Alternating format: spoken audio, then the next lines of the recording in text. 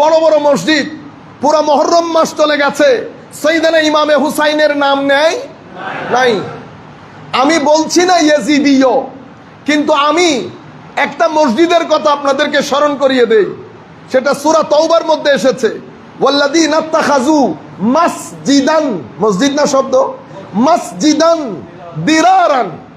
আমার আল্লাহ বলেছেন যারা এই মসজিদে দেরারকে, মসজিদে দেরার তো আল্লাহ বলেছেন, তারা তো আর দেরার বলে নাই, তাদের কাছে মসজিদ, তাদের কাছে কি মসজিদ। যারা মসজিদে ঢুকেছে, মসজিদকে গ্রহণ করেছে, মসজিদকে একটা টার্গেট প্ল্যান করে এই মসজিদের যাত্রা শুরু করেছে, আমার আল্লাহ বলছে দেরারান। তারা যদিও মনে করছে এই মসজিদ দ্বীনের খেদমত করবে, আসলে এই মসজিদ দ্বীনকে বরবাদ করবে। কি কি জায়গায় বরবাদ করবে?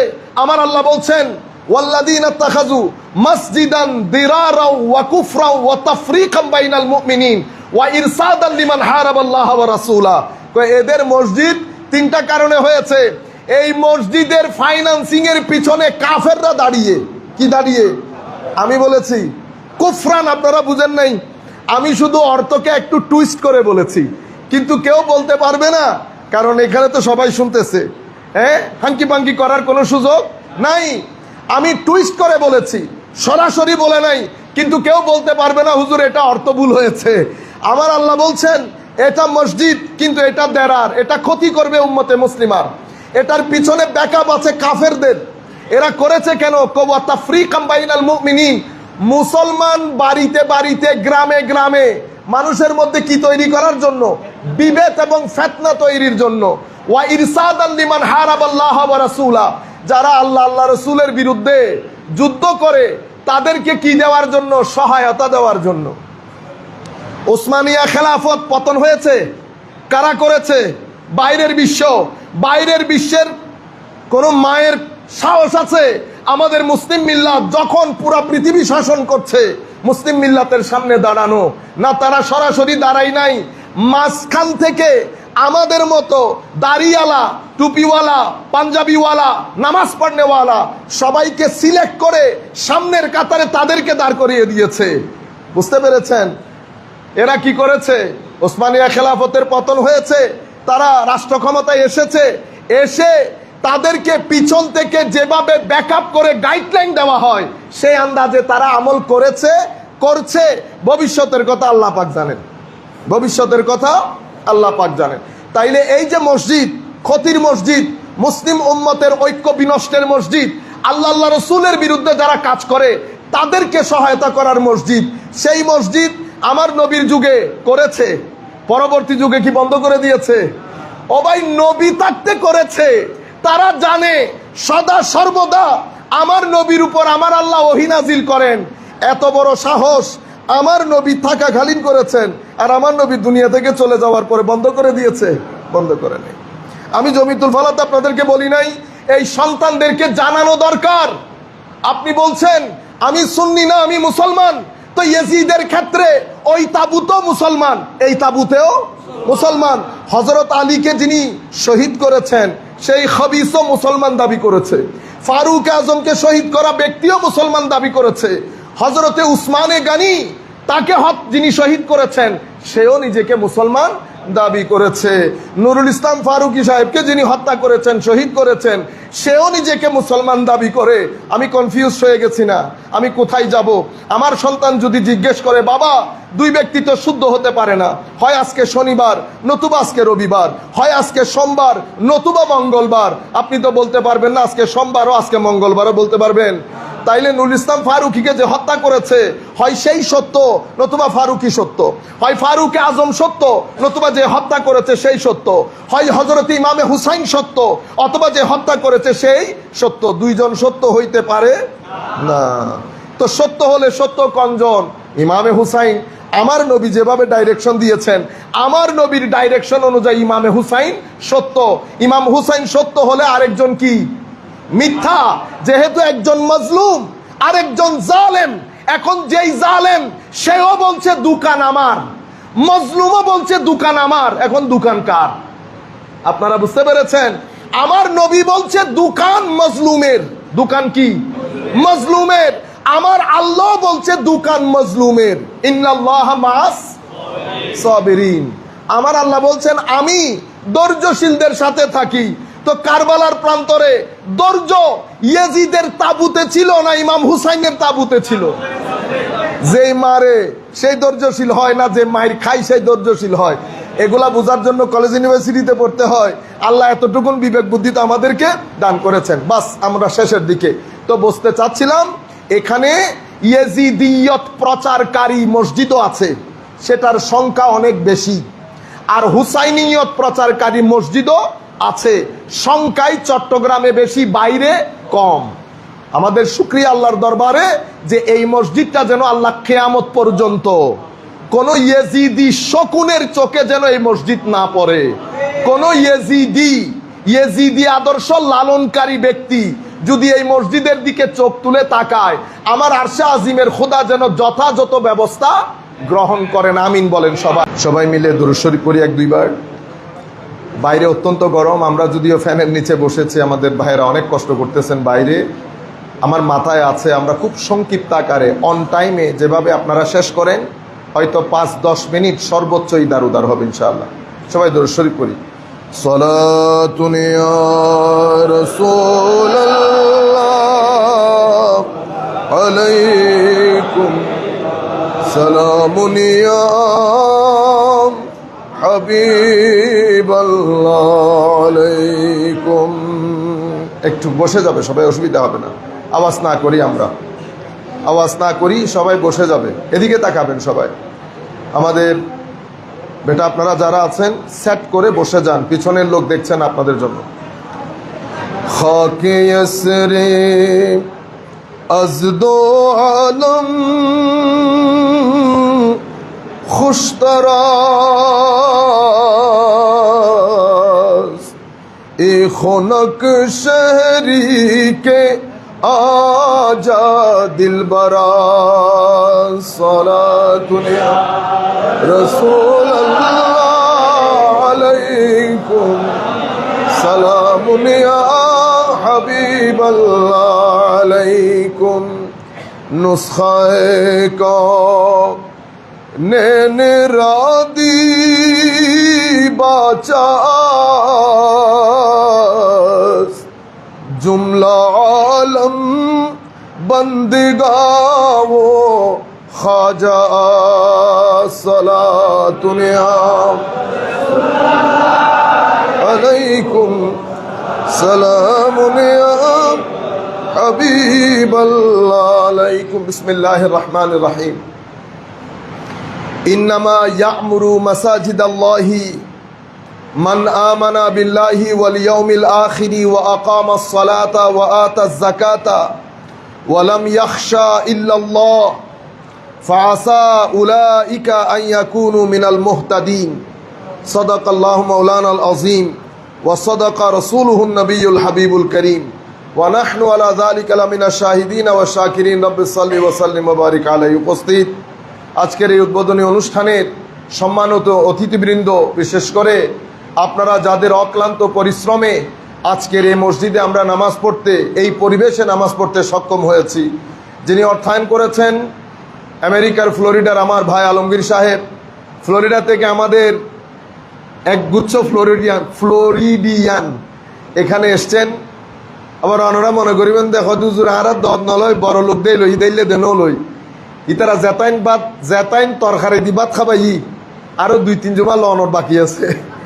তো এই কারণে, অন্য কোনো কিছু না।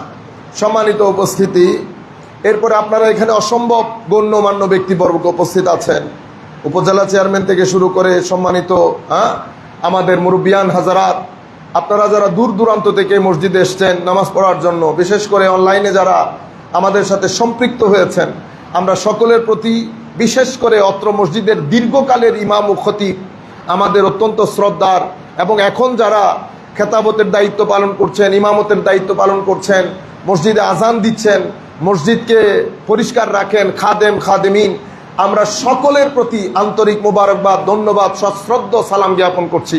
আসসালামু আলাইকুম ওয়া রাহমাতুল্লাহি তাআলা ওয়া বারাকাতুহু। সময় একেবারে শেষের দিকে, আমাদের হাতেও সময় কম, মুসল্লিয়ানদের অনেক কষ্ট হচ্ছে, আমরা হয়তো ফ্যানের নিচে বসেছি বুঝতে পারছি না। আমরা খুব সংক্ষিপ্ত আকারে কোরআনে পাক থেকে একটা আয়াত তিলাওয়াত করেছি। আমার আল্লাহ ইরশাদ করছেন, ইন্নামা ইয়া'মুরু মাসাজিদাল্লাহ, জমিনের মধ্যে যারা মসজিদ নির্মাণ করেন, আমার আল্লাহ বলছেন মান আমানা বিল্লাহি ওয়াল ইয়াউমিল আখির, জমিনে মসজিদ যারা নির্মাণ করেন তাদের ইমানের সার্টিফিকেটের দায়িত্ব খুদ আল্লাহ নিয়েছেন, যে এরা আল্লাহতে বিশ্বাস করে, এরা পরকালে বিশ্বাস করে। আমার ভাই আলমগীর সাহেব বলেছেন যে আমরা হয়তো টাকা দিয়েছি, কিন্তু শুধু টাকা দিলে কাজ হয় না, মাঠ পর্যায়ে যারা কাজ করেন মাথার গাম পায়ে ফেলে 1-2 দিনে মসজিদ নির্মাণ হয় না। তো আমরা যদি হিসাব করি, আমরা দুইজনকে ইকুয়ালি সম্মান প্রদর্শন করছি। যারা টাকা দিয়েছেন, পয়সা দিয়েছেন, যারা শ্রম দিয়েছেন, সকলের প্রতি আল্লাহ যেন খুশি হন, আপনাদেরকে আহসানুল জাযা দান করেন। কোরআনে পাকের মধ্যে আল্লাহ বলছেন মসজিদ নির্মাণ করেন মান আমানা বিল্লাহি ওয়াল ইয়াউমিল আখির। এরপর আল্লাহ বলছে ওয়া আকামাস সালাহ ওয়া আতাজ যাকাত, এদের নামাজের দায়িত্ব, যাকাতের দায়িত্ব, সবকিছু বলছেন। এরা নামাজ, যাকাত, ঈমান, আখিরাত এদের ভিতর না থাকলে এরা তো আর মসজিদ নির্মাণ করতো না। এরপর আমার আল্লাহ বলছেন ফাসা উলাইকা ইয়াকুনু মিনাল মুহতাদিন, আমার আল্লাহ বলছেন এরা হেদায়েত প্রাপ্ত হবে, এরা হেদায়েত প্রাপ্ত হবে। আমি 2-1টি হাদিস শুধু আপনাদের সাথে শেয়ার করব হকটা আদায় করার জন্য। তার আগে আপনারা দেখেন এই মসজিদটা কিছু পিলারের উপর দাঁড়িয়ে আছে, ঠিক আমার নবীর আনিত বিধানও কিছু পিলারের উপর দাঁড়িয়ে থাকে। তোর মধ্যে অনেক বড় পিলারের নাম মাদ্রাসা, যেখানে আমার নবীর দ্বীন শিক্ষা দেওয়া হয়। আরেকটা বললে আমাদের যারা তরুণ প্রজন্ম ইংলিশ স্পিকিং আছে তারা বলবে এটা তো বেদাতি কথা, এটা আন্তর্জাতিক বিশ্ব এই বুলি তাদেরকে শিখিয়েছে, তারা না জানে আগে, না জানে পরে। দ্বিতীয় বড় পিলারের নাম খানেকা, যেখানে মাদ্রাসাতে শরীয়ত শিখানো হয়, খানেকাতে শরীয়ত প্র্যাকটিস করে আপনার আখলাকের পরিবর্তন করা হয়। বুঝতে পেরেছেন? আর তৃতীয় বড় পিলারের নাম মসজিদ, যেখানে শরীয়ত প্র্যাকটিস করা হয়। তাইলে একটাতে শরীয়ত শিখেন মাদ্রাসা, আরেকটাতে শরীয়ত শিখে তবিয়ত পরিবর্তন করেন খানেকা, আরেকটাতে শরীয়ত প্র্যাকটিস করেন, সেটার নাম কি? মসজিদ। এখানে অত্র এলাকায় অনেক ঘর আছে, কিন্তু পুরা বাংলাদেশের ঘর যদি এক জায়গায় রাখেন আর একটা মসজিদকে আরেক পাল্লায় রাখেন, ভারী কোনটা হবে?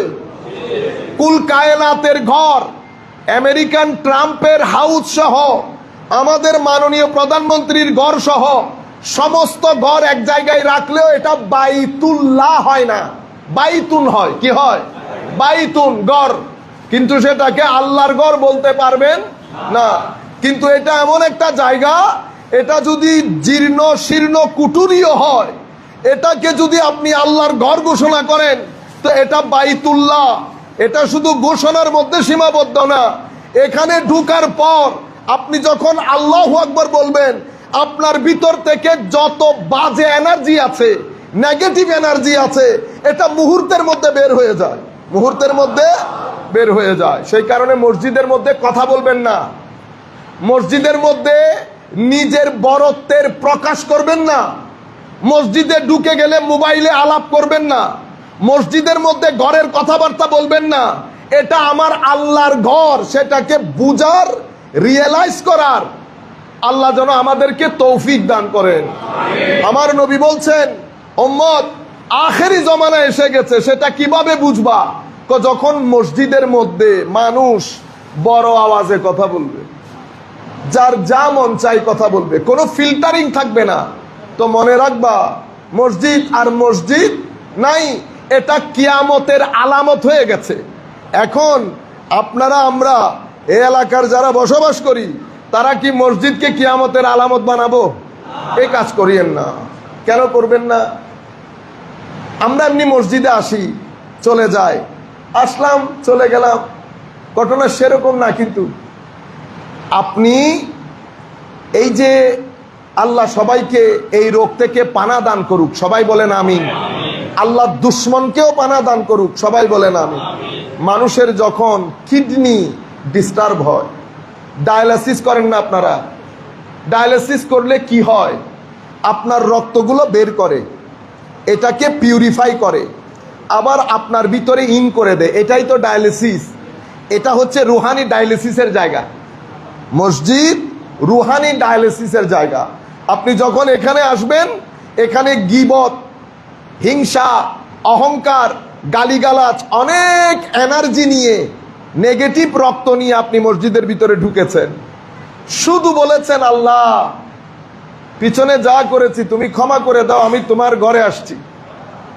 তোমার ঘরে, আমার ঘরে বললে এক ধরনের, আমি যখন বলি আল্লাহ তোমার ঘরে আসছি, আমার আল্লাহ লজ্জায় পড়ে যান। হায় হায় হায়। ঘরে এসে মানুষ যখন একজন আরেকজনের কাছে সরি বলে দেয়, আপনার চোখের পানি এসে যায় না? তখন কি বলেন? এতদিন বলছেন সরি নহইলে তু সিয়ারও চাইতেন না, বলছেন না? কিন্তু ঘরে এসে যখন সরি বলেছে, চোখের পানি ছেড়ে দিয়ে বলতেছেন সরি লাগবে না, তুই বয় আমার ভাই। তো মানুষের মধ্যে যদি সরির এত জজবা, তো যিনি সরির সিস্টেম দিয়েছেন ওনার নাম আল্লাহ, তো উনার ভিতরে কি জজবা থাকবে চিন্তা করে দেখেন। আপনি যখন আল্লাহুম্মা ফতাহলি আবওয়াবা, এটা কিসের দোয়া? মসজিদে ঢুকার দোয়া। আগে পিছে আর কিছু আছে? আছে তো। অনরা তো উল্টো ফুল্টো আইজার গুনি সারিমিকে। এটা শুধু মসজিদ না, এটা হুসাইনি মসজিদ। বাংলাদেশে আরো মসজিদ আছে। অসংসদীয় শব্দ হয়ে যাচ্ছে, কিন্তু অনেক সময় আপনাদেরকে বোঝানোর জন্য বলতে হয়। তবু আমি একটু রেখে রেখে বলি, যেন আপনারা বুঝে নেন। সব সময় বলে ফেললে মসজিদে কিছু শব্দ ইউজ করা যায়, কিছু শব্দ ইউজ করা যায়, ফিল্টার করে করে কথা বলতে হয়। বলতে চাইতেছিলাম, মসজিদ আছে, ধানমন্ডিতে আছে, গুলশানে আছে, আরো বড় বড় জায়গাগুলোতে আছে বড় বড় মসজিদ। পুরা মুহররম মাস চলে গেছে, সাইয়েদনা ইমামে হুসাইনের নাম নেই নাই।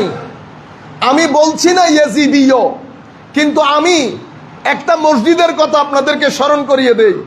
সেটা সূরা তাওবার মধ্যে এসেছে, ওয়াল্লাযীনা ইত্তাখাযু মাসজিদান, মসজিদ না শব্দ, মাসজিদান দিরারান।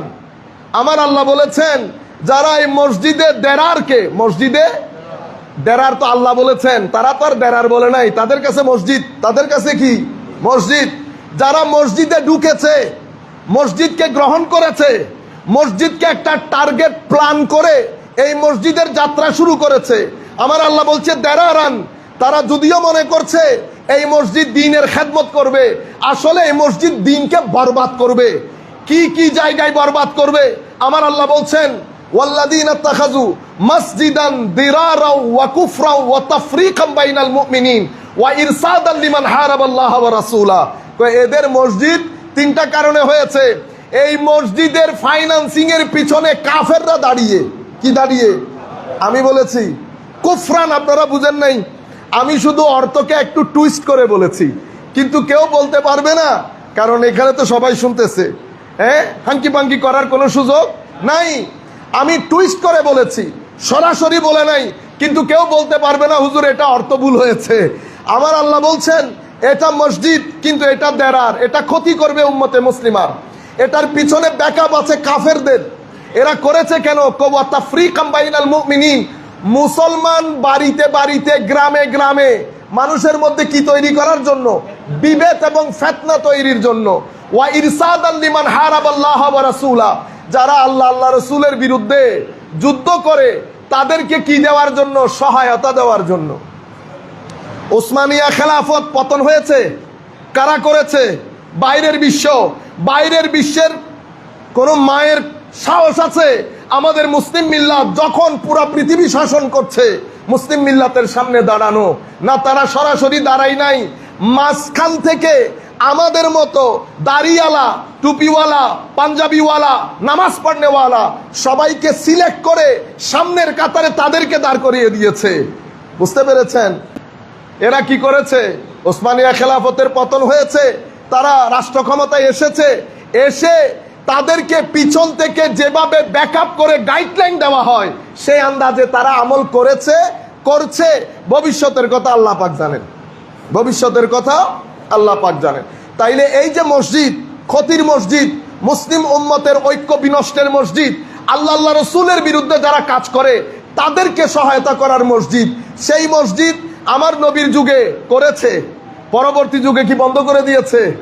ও ভাই, নবী থাকতে করেছে। তারা জানে সদা সর্বদা আমার নবীর উপর আমার আল্লাহ ওহী নাজিল করেন।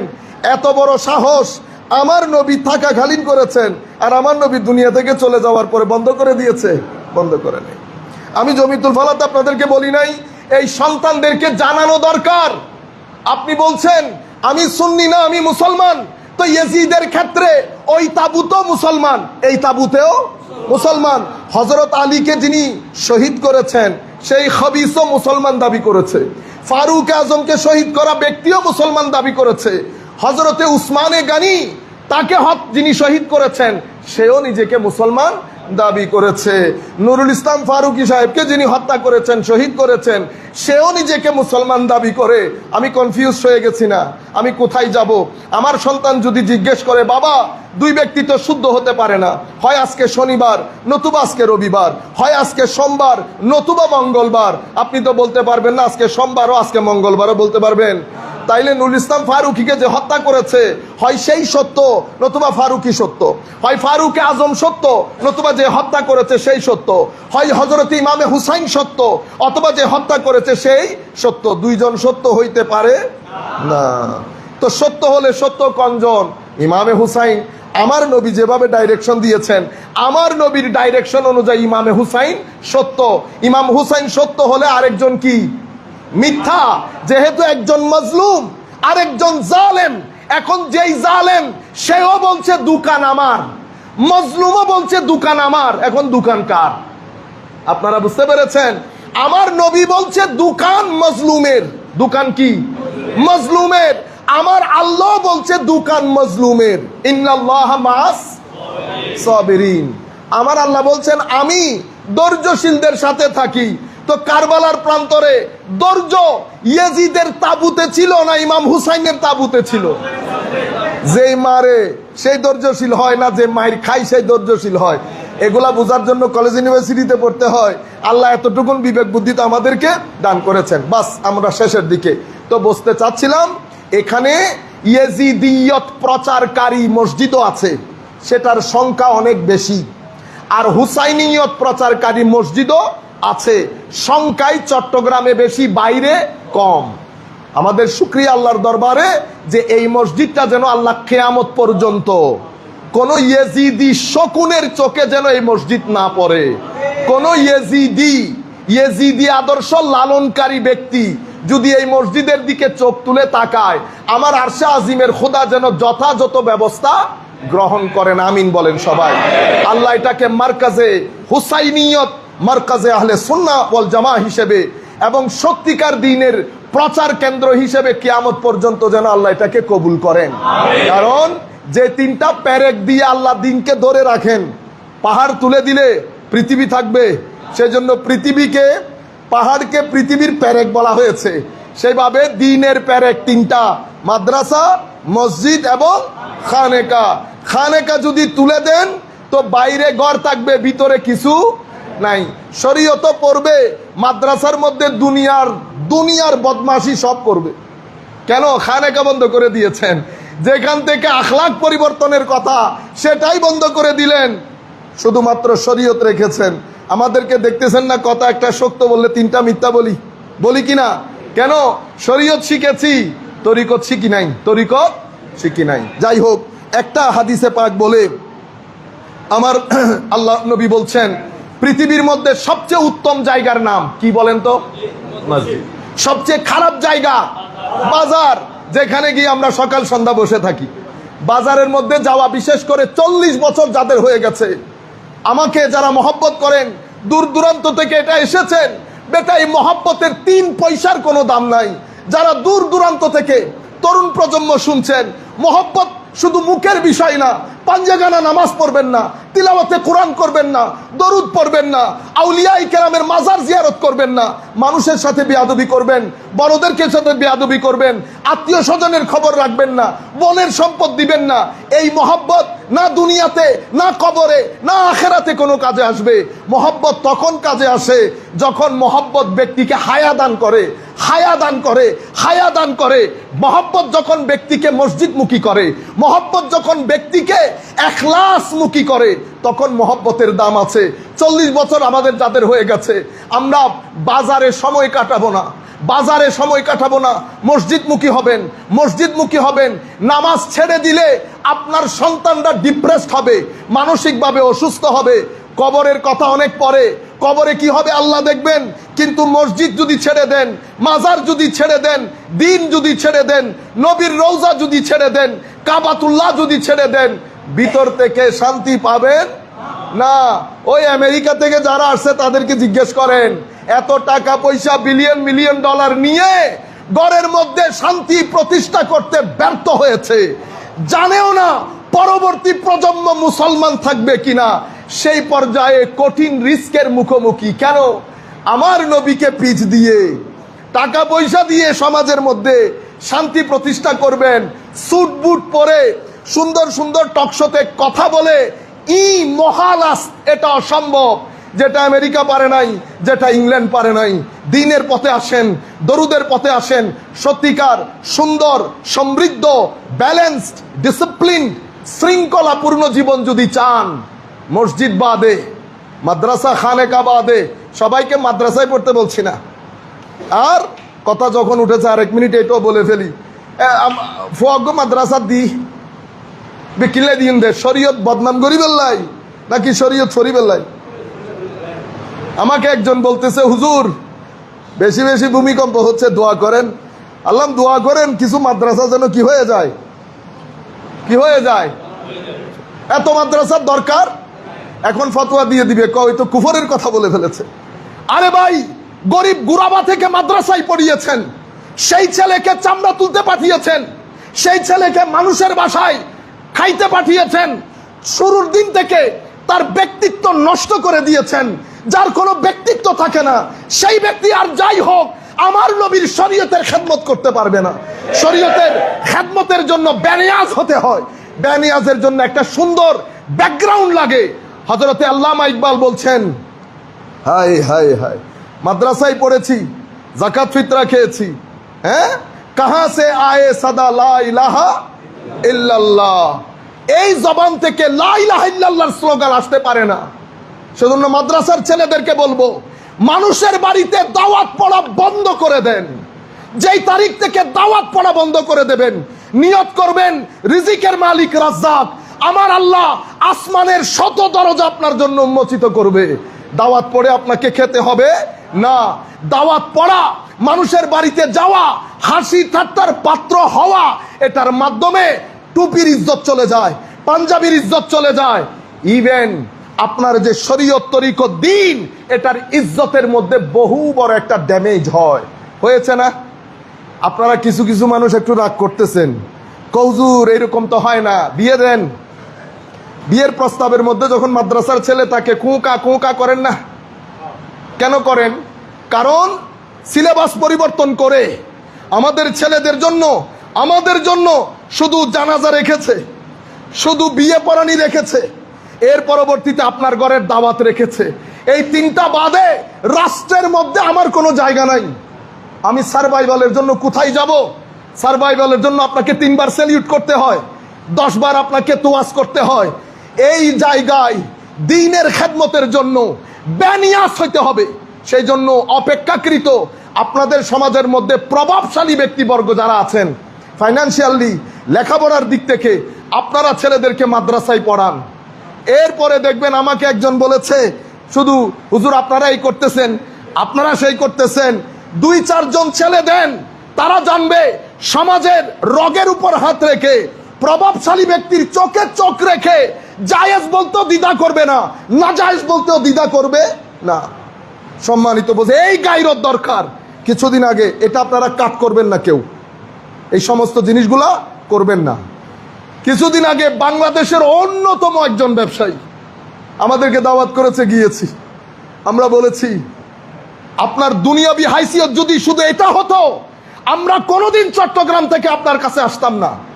এসেছি শুধু আপনার নিসবতের কারণে, কারণ আপনার এক গোষ্ঠী পিছনে একটা অনেক বড় নিসবত আছে, সেই নিসবতের ফুয়ুজাত গ্রহণ করার জন্য এসেছি। আপনার দুনিয়াবি হাইসিয়তের জন্য আসি নাই।